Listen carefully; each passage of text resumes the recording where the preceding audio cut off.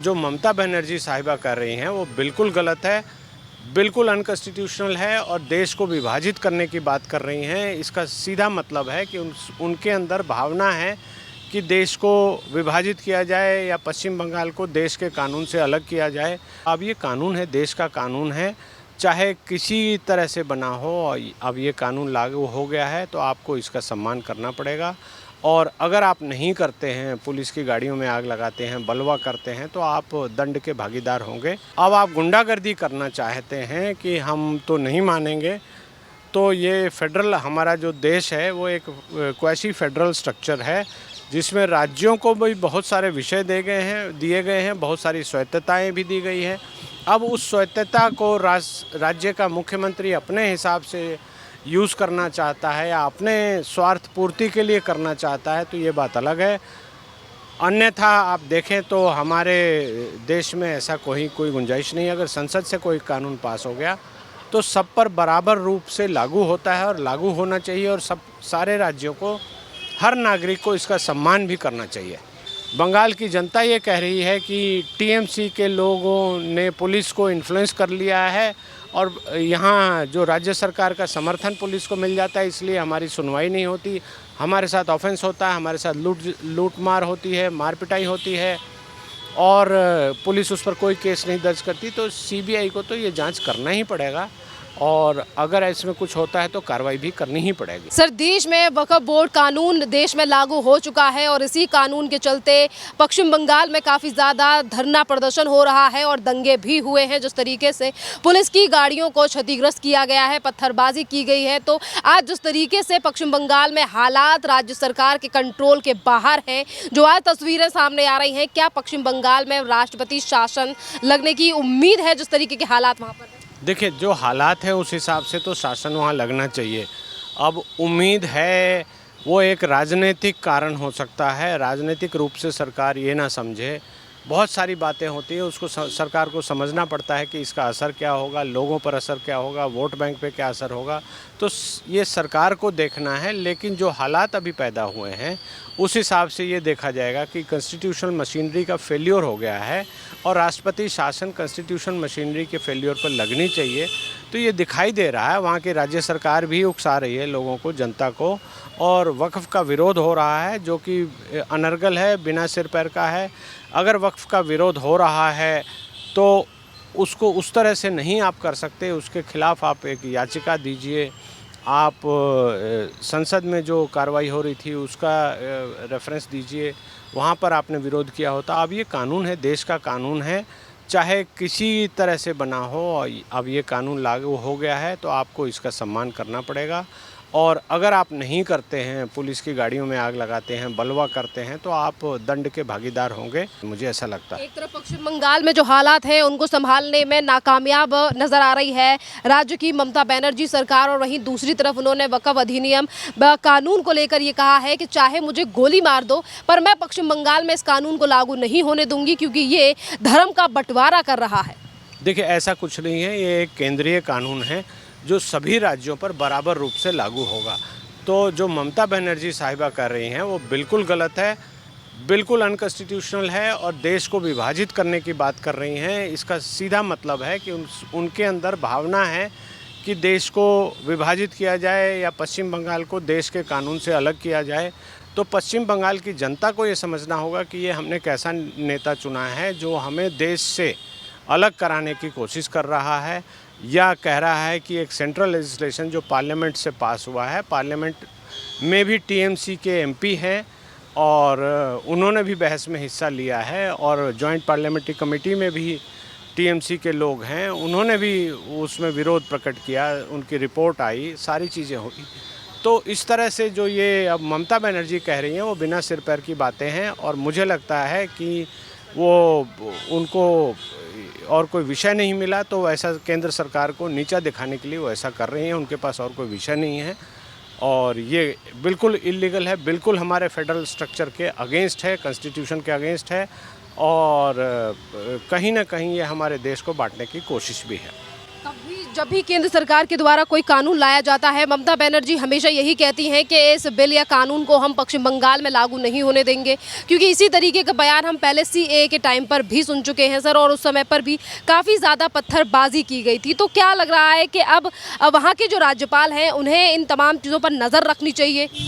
बिल्कुल नज़र रखनी चाहिए, और जो राष्ट्रपति शासन लगाया जाता है वो राज्यपाल की रिपोर्ट पर ही महामहिम राष्ट्रपति देखते हैं, और उस रिपोर्ट को आप डॉक्यूमेंट से बनाएंगे, बताएंगे कि कहाँ बलवा हो रहा है, किस तरह से लॉ एंड ऑर्डर का फेल्योर है, किस तरह से कॉन्स्टिट्यूशनल मशीनरी का फेल्योर है।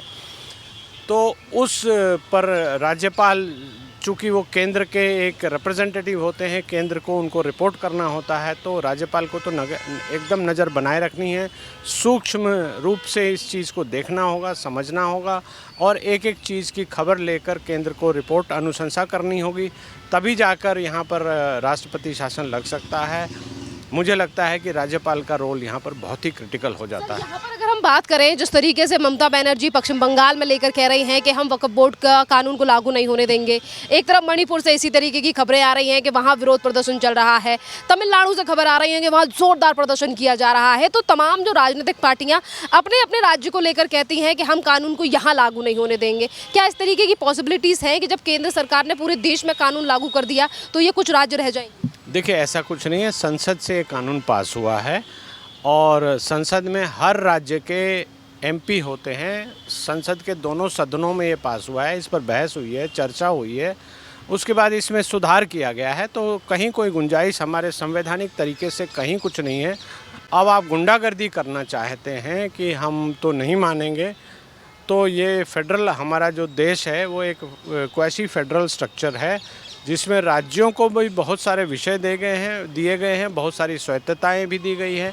अब उस स्वायत्तता को राज्य का मुख्यमंत्री अपने हिसाब से यूज़ करना चाहता है या अपने स्वार्थ पूर्ति के लिए करना चाहता है, तो ये बात अलग है।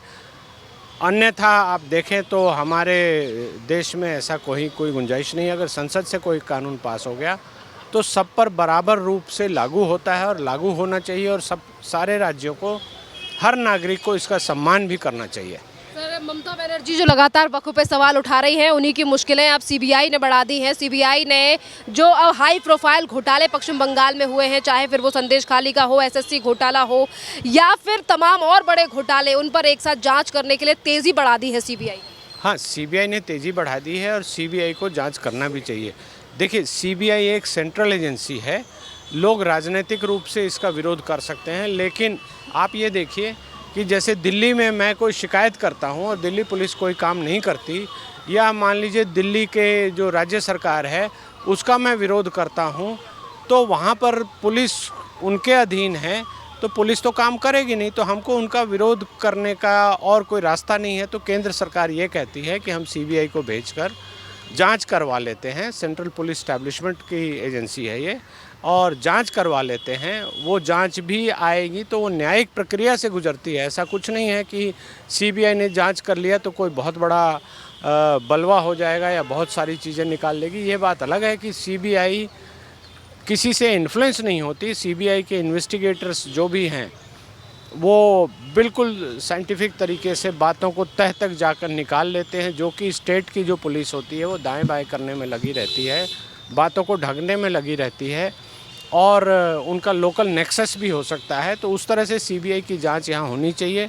बहुत सारे विषय ऐसे हैं जहाँ की बंगाल की जनता ये कह रही है कि टीएमसी के लोगों ने पुलिस को इन्फ्लुएंस कर लिया है, और यहाँ जो राज्य सरकार का समर्थन पुलिस को मिल जाता है, इसलिए हमारी सुनवाई नहीं होती, हमारे साथ ऑफेंस होता है, हमारे साथ लूटमार होती है, मार पिटाई होती है, और पुलिस उस पर कोई केस नहीं दर्ज करती। तो सीबीआई को तो ये जांच करना ही पड़ेगा, और अगर इसमें कुछ होता है तो कार्रवाई भी करनी ही पड़ेगी। इसी के साथ एसएससी घोटाले को लेकर पिछले ही दिनों सुप्रीम कोर्ट ने टीएमसी सरकार को बड़ा झटका देते हुए कहा था कि 25,000 जो भर्तियां की गई थी उन्हें रद्द कर दिया गया था, और इसी के साथ वेतन लौटाने की बात भी सुप्रीम कोर्ट के द्वारा कही गई, जिस पर ममता बनर्जी ने कहा कि जब तक मैं हूँ किसी की नौकरी नहीं जाएगी। यानी कि एक तरफ सुप्रीम कोर्ट ने रद्द कर दी है भर्तियाँ और वेतन लौटाने की बात कह रही है, पर ममता बनर्जी कह रही है कि जब तक मैं जिंदा हूँ किसी की नौकरी नहीं जाएगी।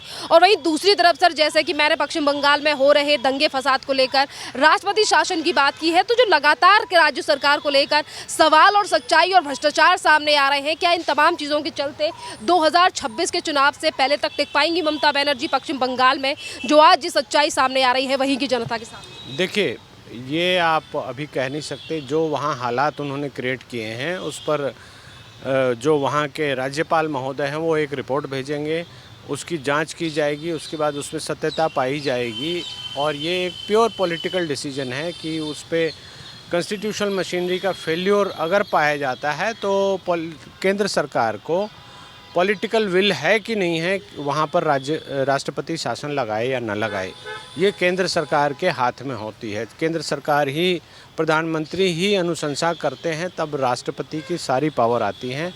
ये हमारे संविधान की बहुत बड़ी विशेषता है।